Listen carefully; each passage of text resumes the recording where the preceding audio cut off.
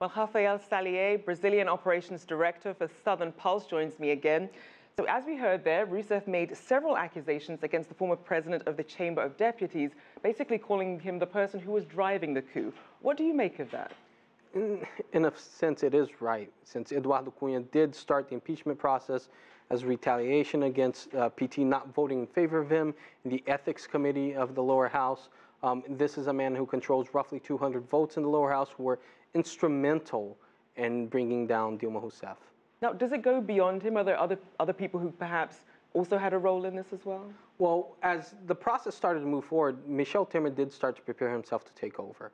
And beyond that, once it reached the Senate, he did start to maneuver to gather the votes in the Senate necessary to suspend President Dilma Rousseff.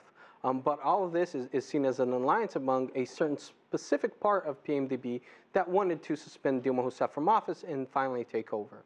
Now, some people said it's because she's a woman. Other people are citing other reasons, obviously linking her to the public debt scandal when it comes to accounting.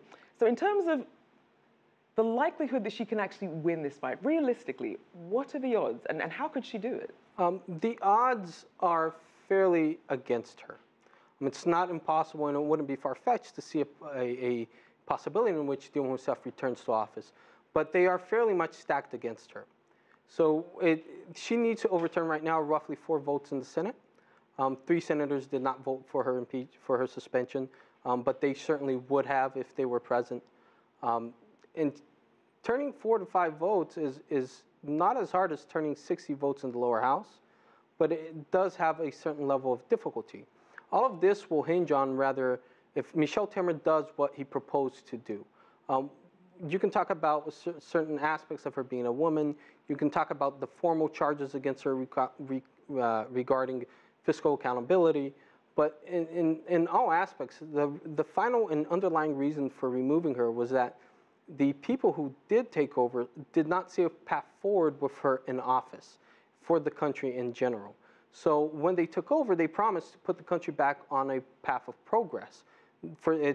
There's a reason why their slogan is order and progress, pulled off of our national flag.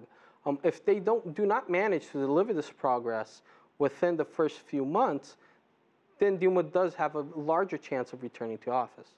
Now, speaking of that path forward, you also have Temer, who is allegedly linked to the same questionable accounting practices and also to the Petrobras scandal. So how does Temer avoid being then painted with the same brush as Rousseff and really rebuilding that trust and that confidence? Part of that is the presidential system in Brazil.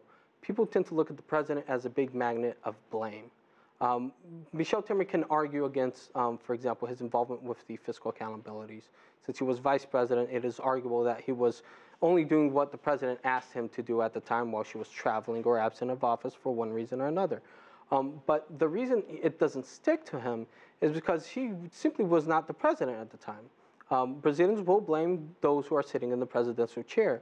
It doesn't matter if you're talking about security on your block or wide fiscal, right? That being said, there's also a small amount of other reasons that you touched on before. For example, the fact that she is a woman. In a small part of the people who are against Dilma Rousseff, you can clearly see that in the discourse. And it's kind of hard to brush that off. And just quickly, Rafael, in terms of the sorts of tools that Temer has at his disposal to really push the economy forward, can he do it in this short amount of time? No. Any solution for Brazil is going to take a large amount of time. The necessary reforms are going to be painful. Necessary reforms are going to hurt a lot of people, which in turn might bring social strife back onto the table. So we are looking at a long-term instability in Brazil. All right, we'll have to leave it there, but thank you so much for joining us, Rafael Saliés.